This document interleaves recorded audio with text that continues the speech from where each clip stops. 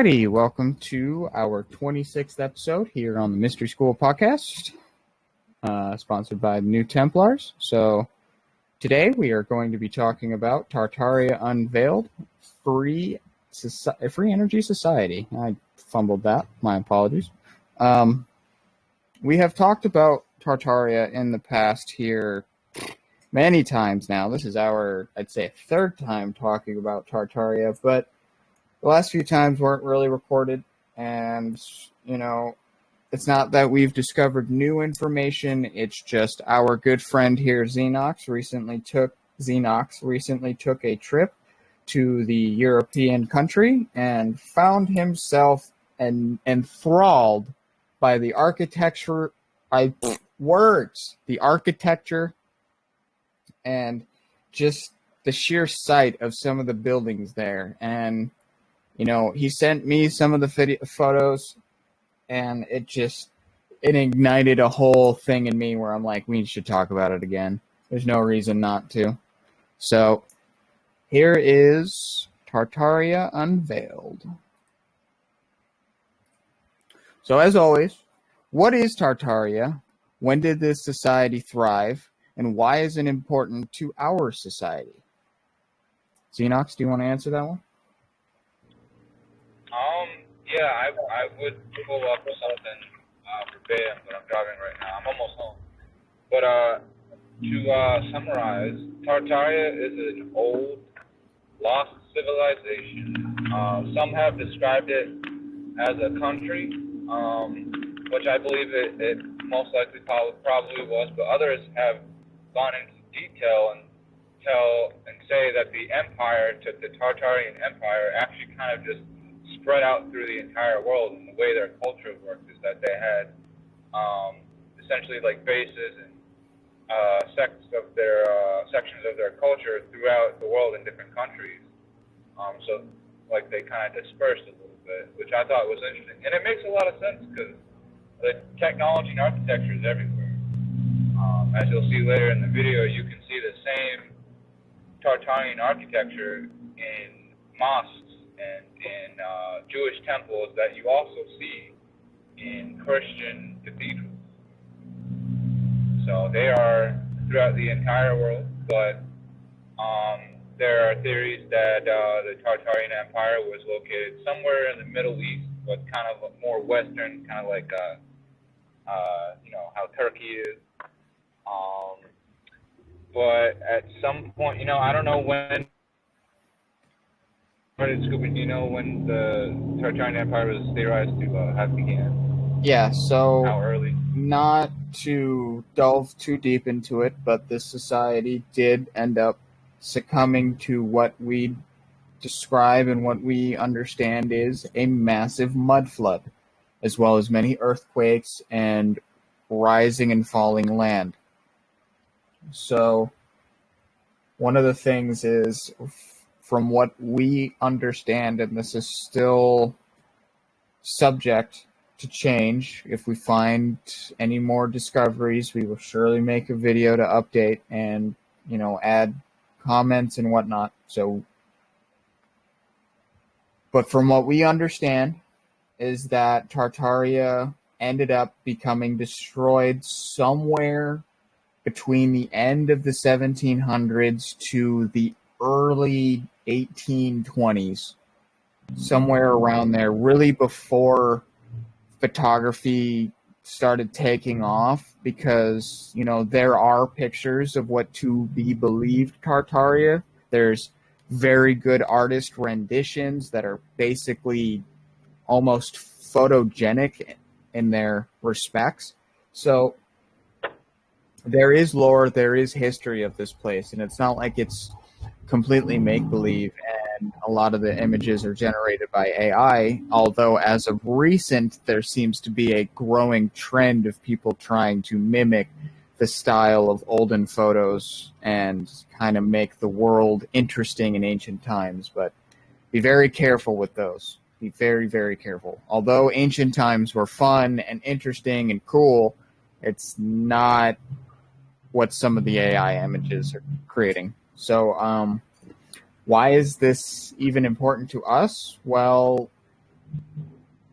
It is essentially directly in our civilization now. It's just they were just erased. They were just kind of scooped out and replaced with a new. And it's really sad because what you're going to find as we continue to go through is that this society was very, very different. And it's almost interesting that every society on Earth that happens to be a really good and enlightening gets destroyed. So Yeah, and here's the thing. So you made a really good point that they had an early collapse in their civilization, which would explain a lot why they dispersed throughout the world. And there's a lot of theories out there that a lot of the burnings that happened in like some of the America's finest cities were actually the burning of a lot of the Tartarian technology in history in yes, their own buildings. because As you got to much think as of it it is this going to way. explain. Sorry, I don't mean to cut you off. You got You're to good. think of it this. You got to think of it this way. Just as I said in our previous Tartaria video, I went into a huge rant about this, and I don't want to continue going into this rant because this is not the main focus. But instances like the Chicago fire don't necessarily add up with a farm being many miles away in the middle of the rain and a broken lamp just carrying a fire all the way to the city and having it spread and spread and spread and spread and spread and spread and spread and spread. You're talking about an entire city. You're talking about entire blocks. This does not just happen. It's like saying Building 7 caught on fire because of the fumes from the South Tower. I think it was the South Tower or North Tower. One of the two. Nobody bought that. Doesn't make sense. So why should this? Why should an entire city burning down make sense from a cow dropping her lantern in a pile of hay, and it just happens to spread? Nobody notices in the middle of a cold, rainy night, and the fire raged on for literal days. It doesn't make sense. So it's something that I've always been fascinated by. But what areas of society did Tartaria thrive, and what accomplishments were spread through this innovation? John, take it away. Well, if you've watched our previous episodes, you'll realize that the Tartarians were very advanced in a degree of travel and communication. So to answer that, I would say that getting around town or cities within this kind of empire were readily accessible. We saw things such as the people movers, like conveyor belts for humans, so you don't really have to walk in certain places, or zeppelins to take you very casually, calmly, and safely through the sky to different locations. And then communication, I think everybody was on par with what the intention of society was. Everybody was contributing to said civilization. And that's why there was a lot of pride and honor, especially in the architecture that we see, in the artwork, in the imagination, specifically the innovation of different techniques or technologies that made life a lot easier. And everybody had, shall we say, a steampunk essence, a very, futuristic state of mind. Nobody was living in the past. It was very forward and progressive as a society, compared in retrospect to where we are now, where we have squared off buildings, track housing, and all of these other things that are meant to blur the lines of individuality into conformity. So it's fascinating, again, when we look back and we see remnants of Tartaria and see what they built, what they sustained, and it's within the human element that these things manifested, and that is the artistry of being human. But having lost that innovation or that spark or drive to create for the sake of creating and make something beautiful, people have opted out for ease of convenience, and that hasn't necessarily nurtured the soul as much as the ego. That was very beautiful. Thank you for that, Junk. You hit it Yeah, right on. to go off of what Junk said, Scooby, you want to pull up some of the old Tartarian photos of the architecture just to show people at some point? That's next. So that literally goes into. Oh, did I really? Oh, yeah. I guess I put that here. So yeah, here's this. So one of the things that they really did was utilized one of the fundamental aspects of life into their ethos with building out these massive structures. So what I mean by that is, well, as you look at this, what does this look like to you? Just going to take a second for anybody that probably knows, maybe not. It looks like a massive circle, right? But not just any circle. A cell. The cell of a living being. One of the fascinating things that we've ever witnessed with Tartaria is most, if not all, of their buildings incorporate the fundamental laws of our planet and our existence here. Zenox, do you want to hop off on that? Yeah, do you if you press the next slide, it should have did you put in the other photo? Yeah. So you see this not only in that photo, but virtually all of the old Tartarian structures, cathedrals, mosques, whatever you call it. I have a bunch of photos I'll throw in the chat for you guys to look at. Let's can pull them up from the link. But essentially, they're going to mimic these different geometrical patterns, and what they are is part of sacred geometry. And sacred geometry is this huge thing we can go into, but we're going to narrow it down onto harmonics. And what harmonics is it creates a geometrical pattern when you play a specific frequency, right? So you can see the piano's first octave.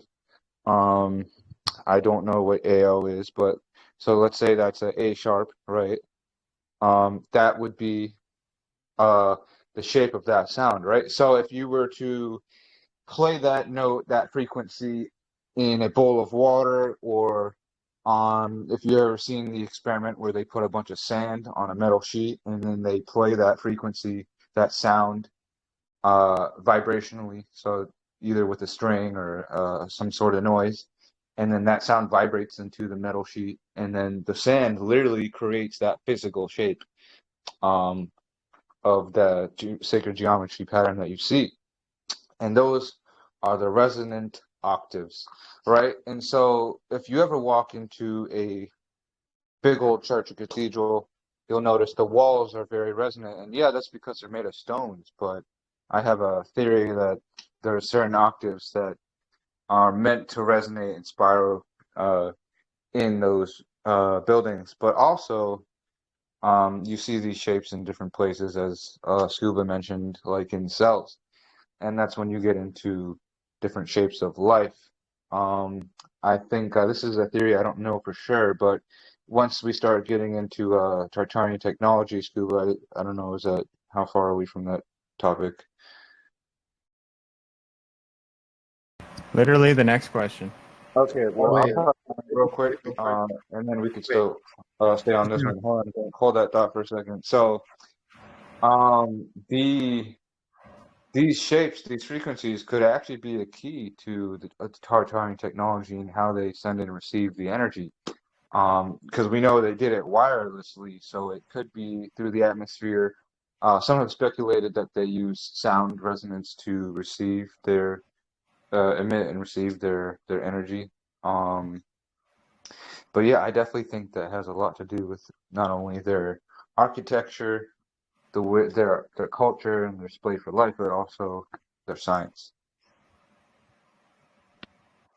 Junk, go.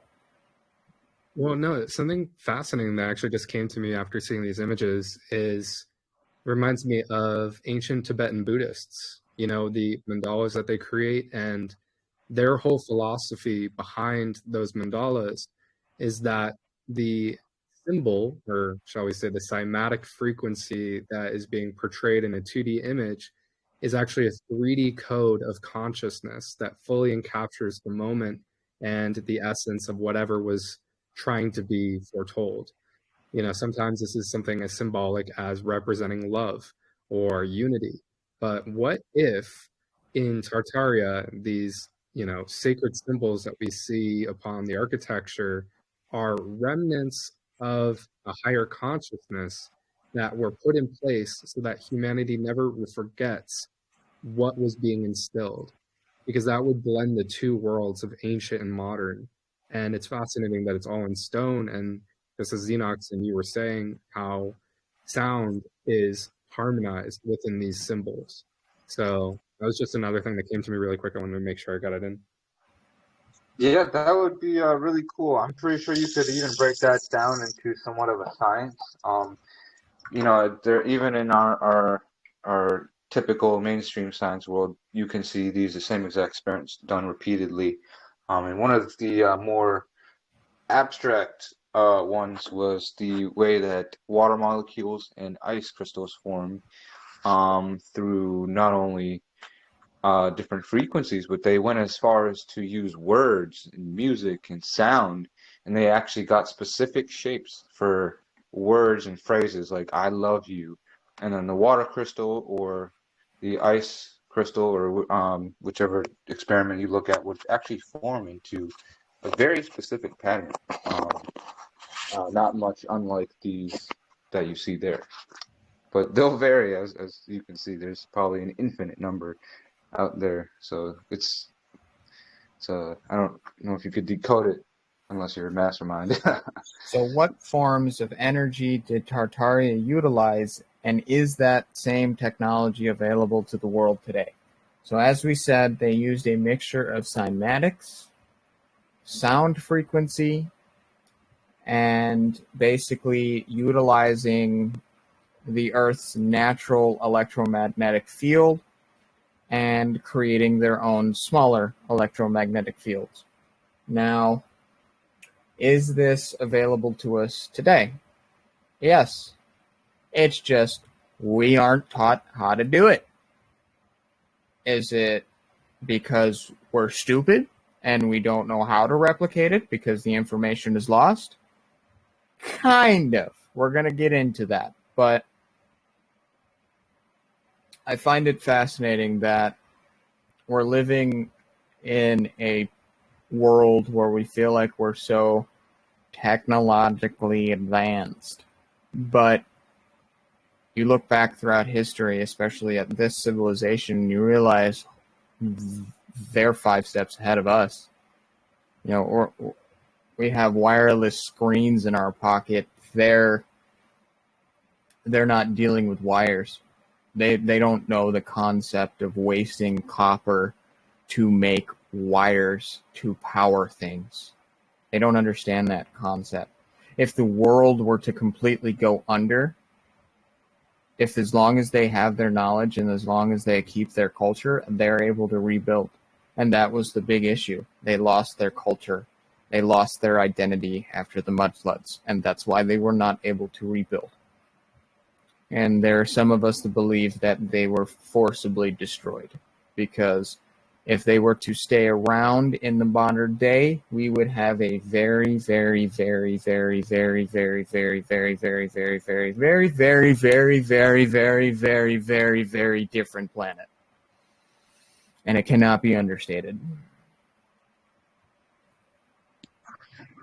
Hey, Scoop, you want to pull up some of those diagrams I sent you? We could talk about them. Oh, cool. So what I wanted to do is, I know you got some of these screenshots. I'm actually wanting to just go through the entire thing. So yeah, we do. I Actually, have didn't that have pulled. time. I didn't have time to order it out for you. That's Because so the reason I screenshot. I'm just going to switch screens here. We are going to my browser there, and we're going to look at some very, very, very interesting equations. The Manual of Free Energy Devices and Systems, Volume 2, by D.A. Kelly. And if you look, let me just scroll through here. Let me just apologies. There we go. Boom. All right. So if we look, you got so many different devices, diagrams, and models. And just reading the first paragraph really just kind of encapsulates. And just make note of that year. It's 1986. And where we are today with it.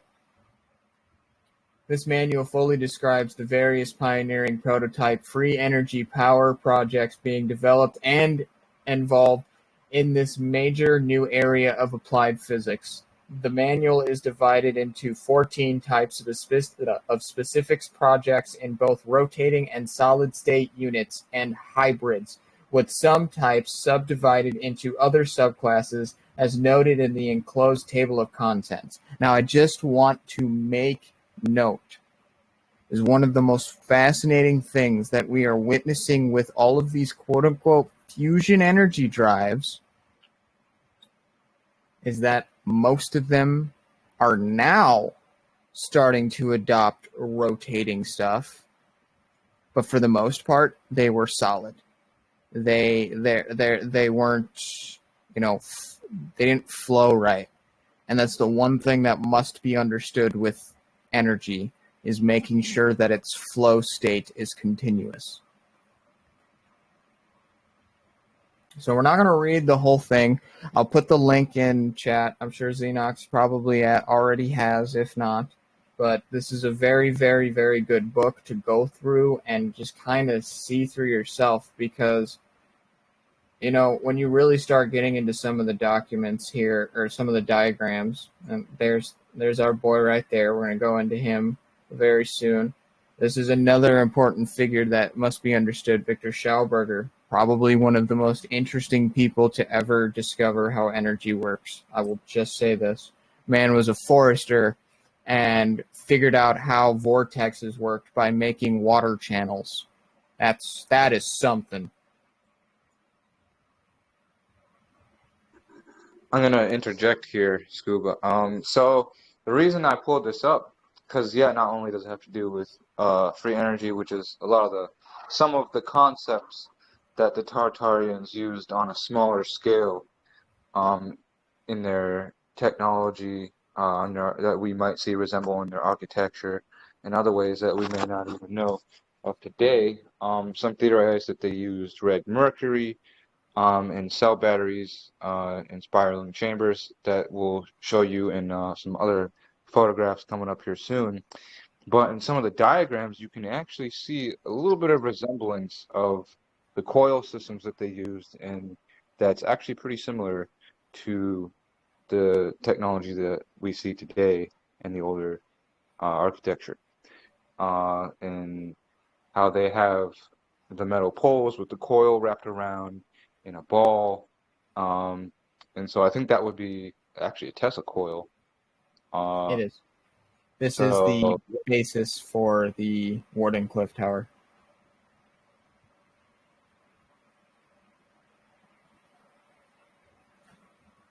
So sorry, I didn't mean to cut you off like that. I just literally had it pulled up what you were talking about. Oh no, I was done. So yeah, as you just keep going through, like one of the key things is that it's utilizing copper in a reusable way, not just as wiring, but as pure power conduction. So this one's a little sideways.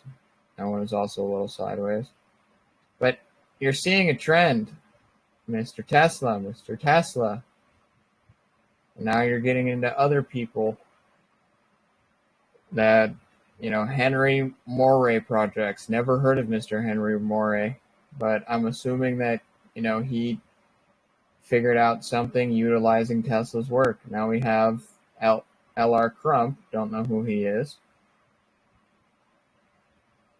It just keeps going and going, and there are so many different methodologies to go about this.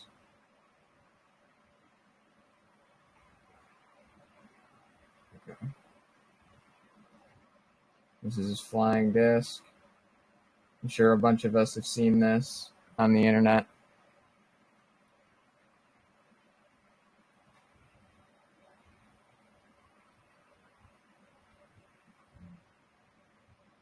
So yeah, it's extremely, extremely fascinating. So like I said, I don't want to go through the whole thing because there is a lot here. Victor Schauberger, as I said, testing his power station.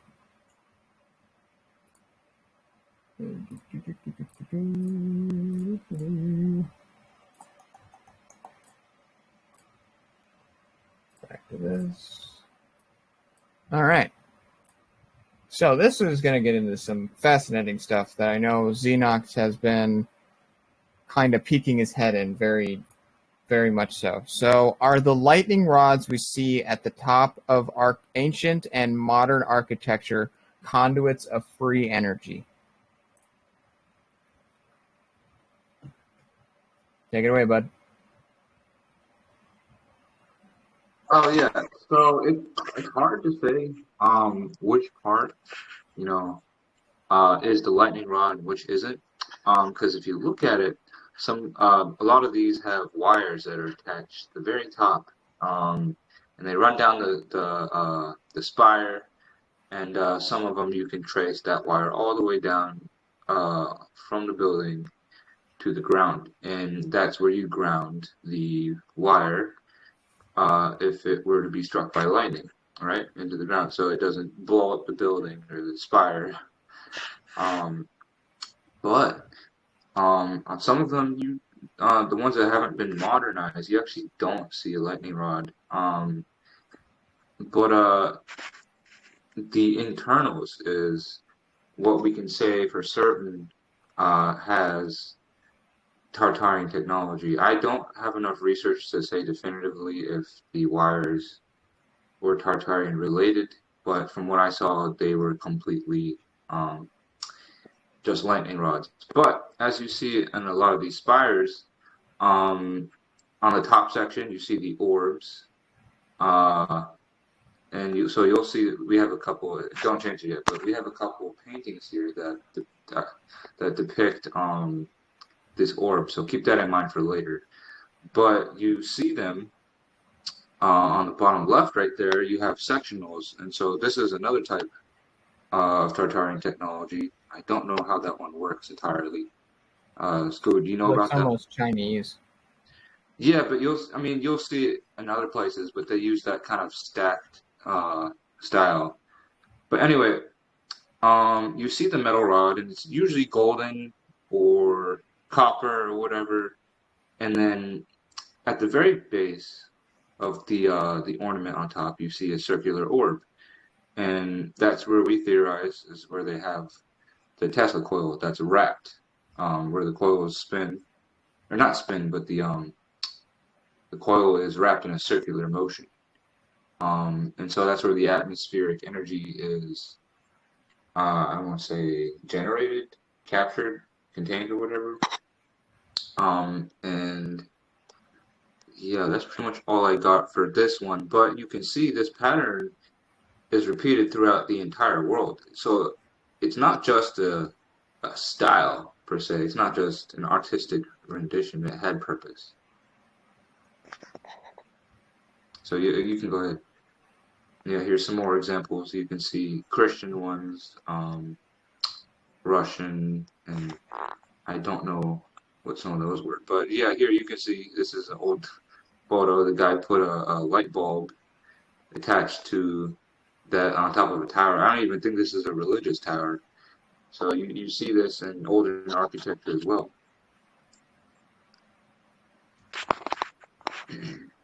There's another one. Again, this one I didn't have time to look in to see how this technology works, but I think it's the same general idea where you have the clothes wrapped around repeatedly.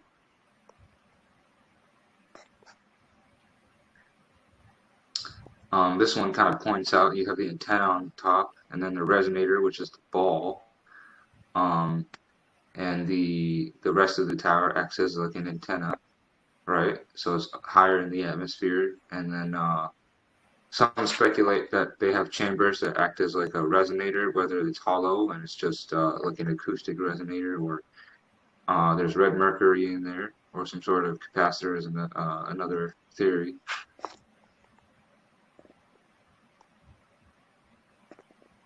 But you see the same pattern in virtually all of the older architectures. And like I said, it's not just one place, but it's different places throughout the world, different cultures, different kingdoms. Here's an example, what is a lightning rod? It kind of explains that, how it goes from the top of the building, and then you see the wire running all the way down.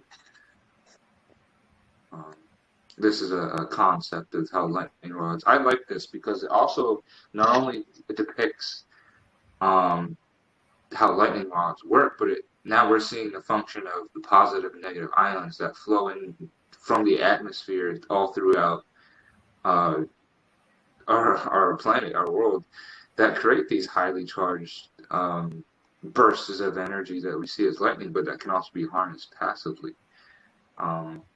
And so these lightning rods, yeah, maybe they could have been lightning rods, but they could have had that function to passively harness that energy.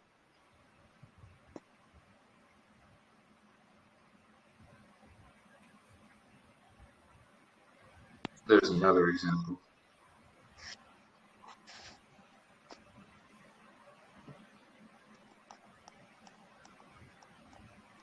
That's more of on a modern house. Was Nikola Tesla familiar or involved in the Tartarian society, and which of his inventions parallel to their own? Junk, take it away.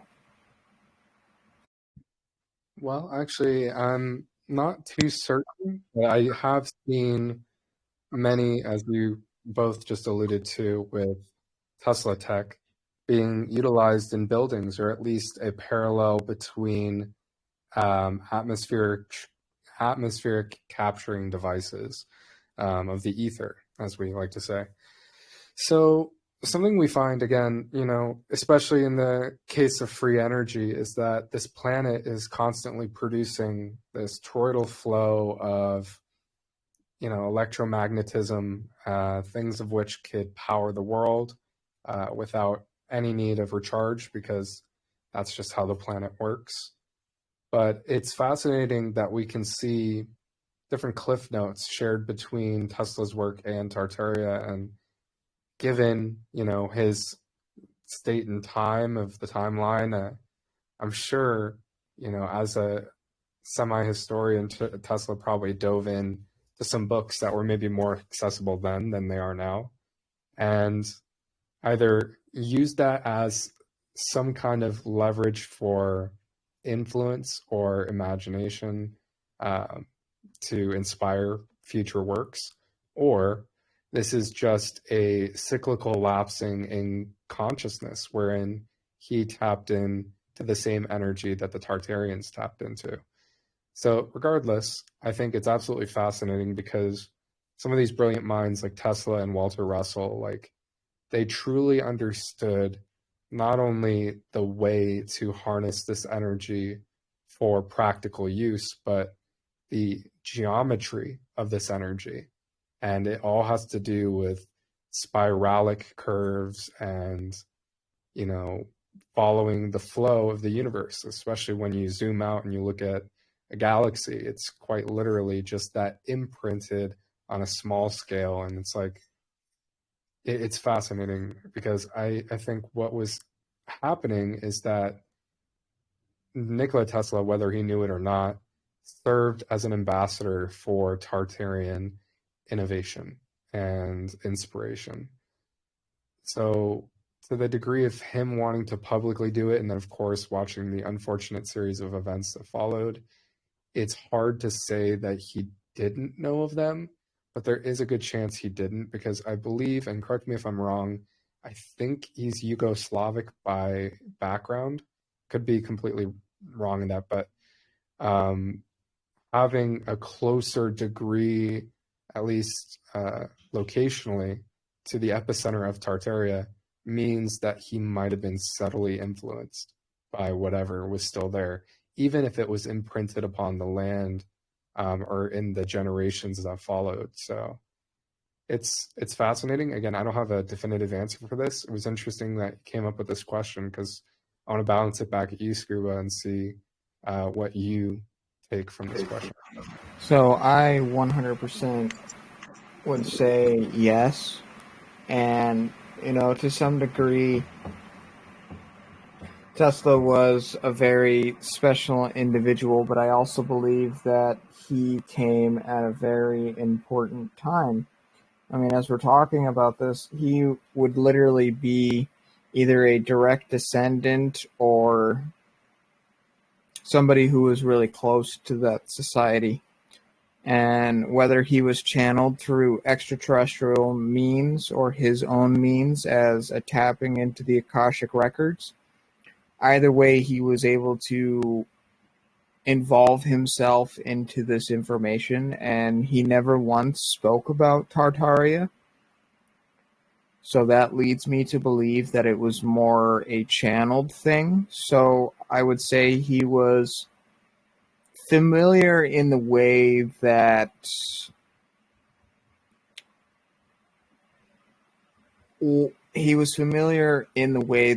technology is the same. So the best possible advancement of technology for the human race is wireless completely, and not harmful wireless that actually elevates you and enhances your own electromagnetic field. So it's very interesting. I would say it was more a subconscious level of him understanding what Tartarian society is supposed to be like. Because if you really think about it, he dressed the part. He's from that area of the world where it was really believed to have been known about and touched. So. Oh, you orbs? Sorry, do you have the photo of the orbs that I was talking about with the Mary and the cross statue? If you're not. It should be in Discord. Oh, you actually sent it to me.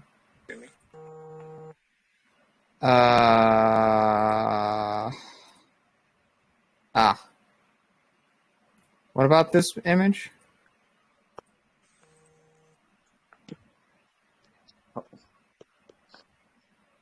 Hold on, someone keeps calling me. Hold on. Oh, I do not disturb. Okay, sorry. Pull it up. I was gonna go through that entire folder later. Oh, okay, never mind. Continue. Yeah. So I'm just gonna go on to the next question. Are there any similarities between modern-day Europe and ancient Tartaria? So this one is where we're going to go into basically that entire folder. So, Zenox, talk about your trip.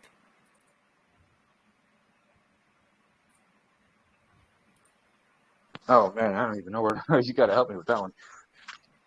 But so I went on a tour with my college, and it was like a choir. We got to sing in several different countries and lots of different cathedrals and the Archbishop's Palace, and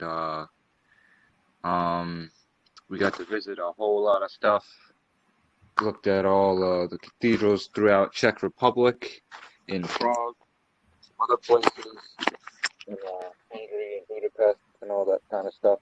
So really, really amazing. Here you see the Gothic inspired theme cathedral, which Gothic style is that kind of dark, kind of sharp look that you see there.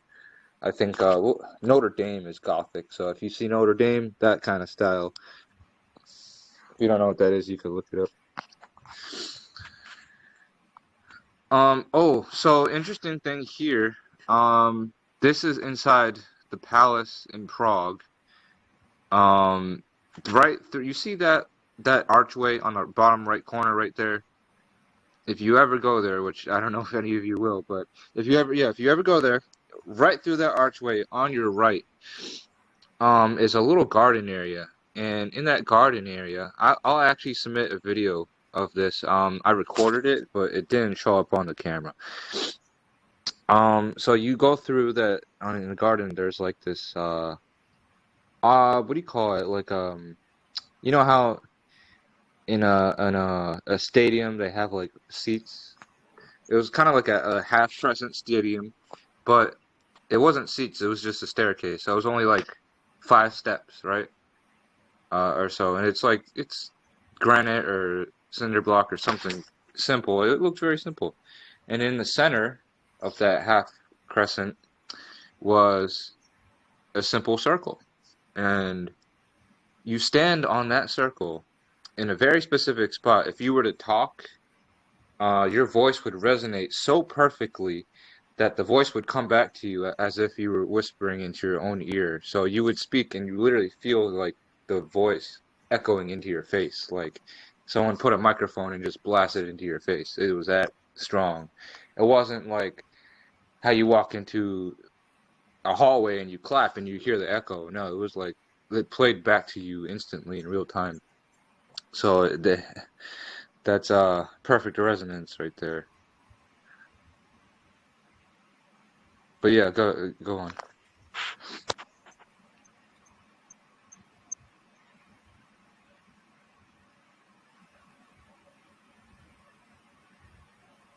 Oh yeah, see that's part of the courtyard. I don't think I took a picture of it though. Yeah, here you see some Renaissance-inspired water fountains. One thing I'd like to note, if you pause for a second here, not only do you see the beautiful architecture, which you see in everything, but you see those orbs? That's going to be displayed through a lot of things as we go on. So go ahead.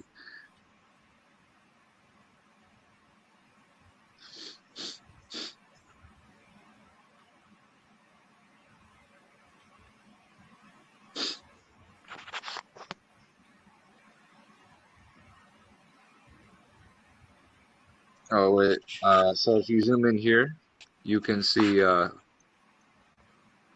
well, obviously the beautiful architecture, but you know what you're looking at right there, Scuba. I don't know what frequency that resonates as. If someone is familiar with sacred geometry and harmonics and sound Cymatics. cymatics, yeah, that's what it was. Yep, you could tell us.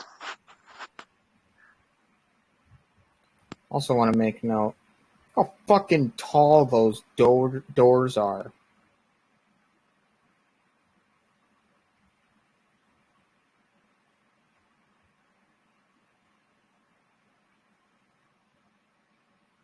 That's how tall they are.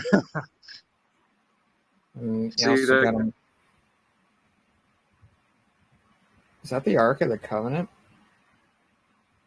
Oh shit! We had okay. So side note here.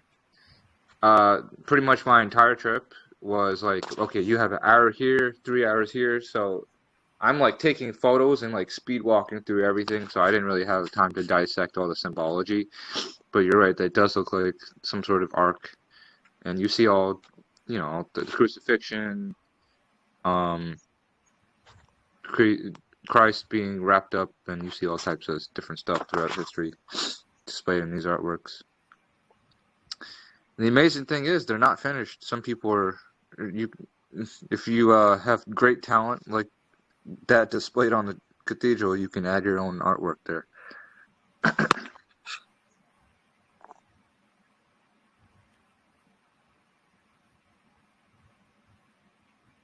Just want to make note, fish head.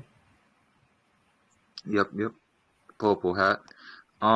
So in Czech, in the beginning of this photo album, not so much only a little bit, but towards the end, a lot of the cathedrals are going to be restored because in Czech Republic, it was not heavily affected by World War II, but in Hungary, a lot of the old architecture was bombed and shot up. So there's a lot of restoration and patchwork.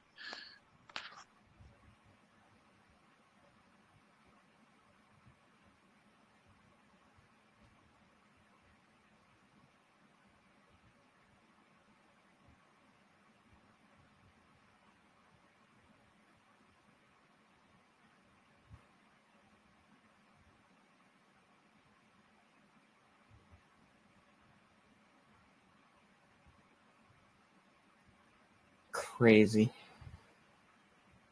Oh, it gets even better. I don't know if you've gone through it yourself. Just want to make note the colors of the stained glass. Very symbolic. Oh, there's a full rainbow in the center.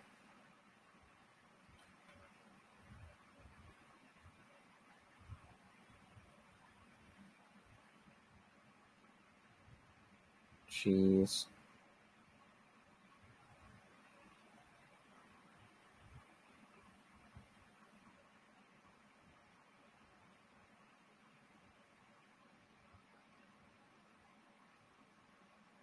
Oh boy. A Oh, did phallus. you? Yeah.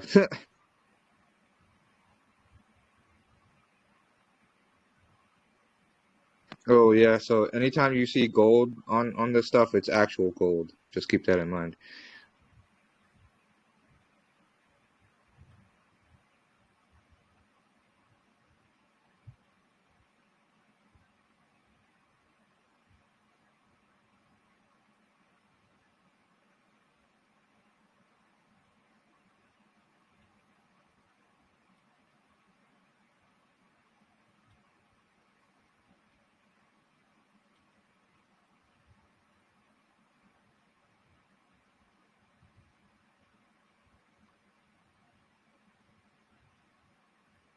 Adam and Eve. Okay.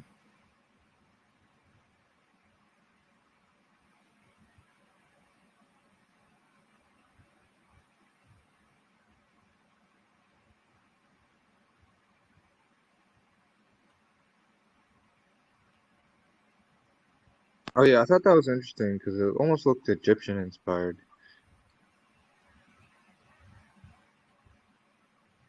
Yeah, it does. I believe those would spin. There was an Maybe. electrical current going through them. I think those are supposed to spin Hmm. because they look like they're supposed to rotate. Or something that did happen since that was in the palace. It could have been displaced. A lot. What happened in the past century is a lot of rich people, a lot of governments, took a lot of really good-looking architecture away from their origins and kind of just placed them, you know, in their gardens and stuff because they looked nice.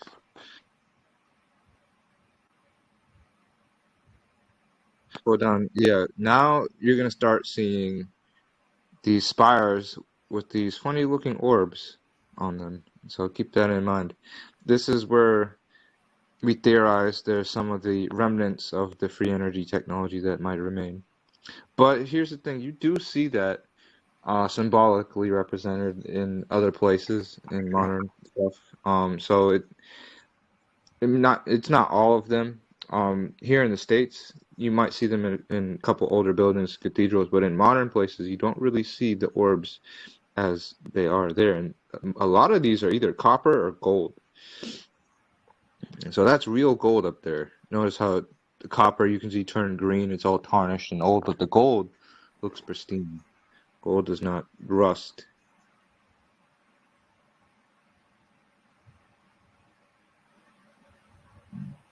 I thought that was interesting. I didn't know what that was.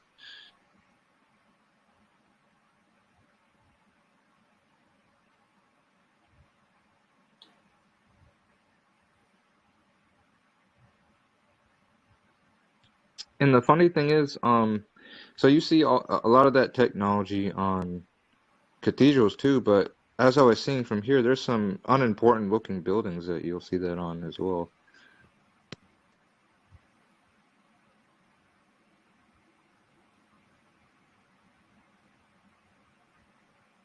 Here's some important symbology. That was a really neat symbol. I gotta look up the roots on. I think that might be Celtic inspired. I'm not sure.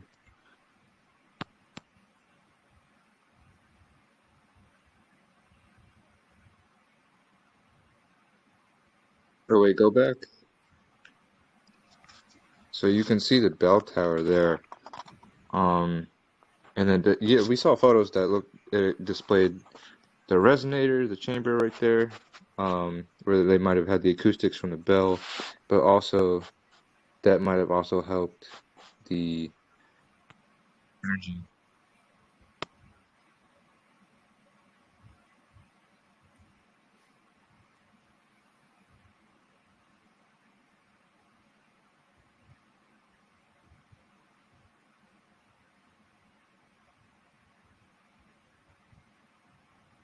Interesting.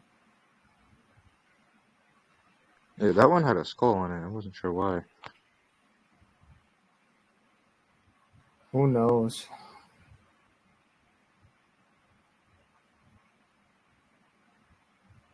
Something went missing. Could have been stolen.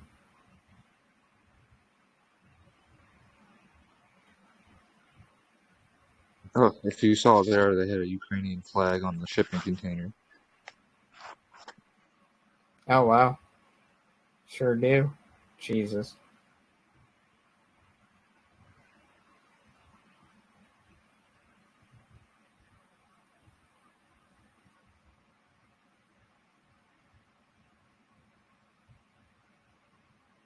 It's really, really cool, man.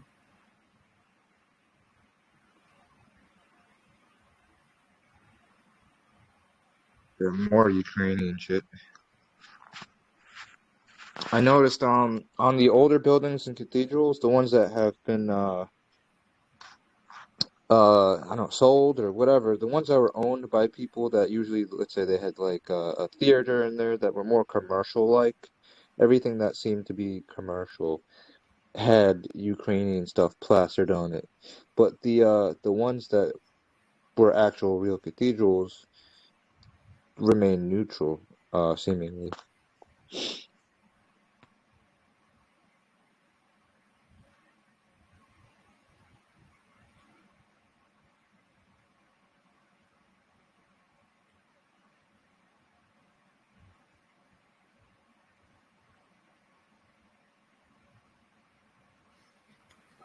Alright.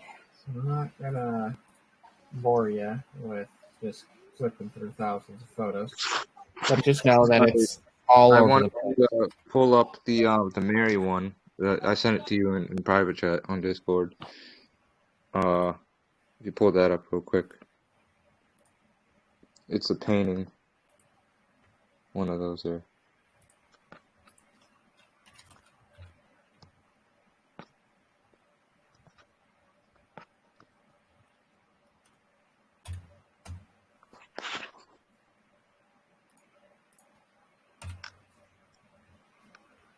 Yeah.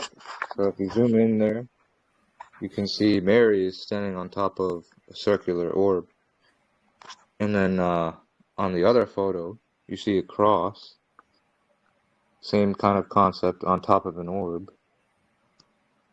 And you'll see this symbolism used not only in the Tartarian technology, but in other paintings, other concepts. You'll see it in Freemason art.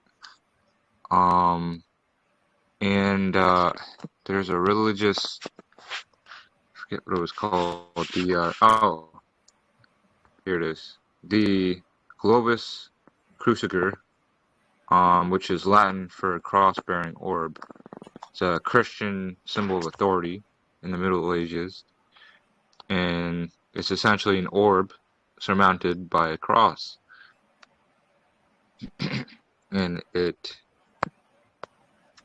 just, I guess, resembled authority and royalty, but deeper than that, you can obviously see here in the architecture and in the painting that there's a deeper meaning, especially when you get into Freemasonry stuff.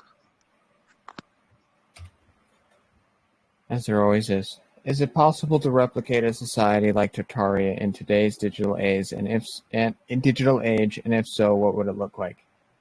Yes. It's just everything has to start over.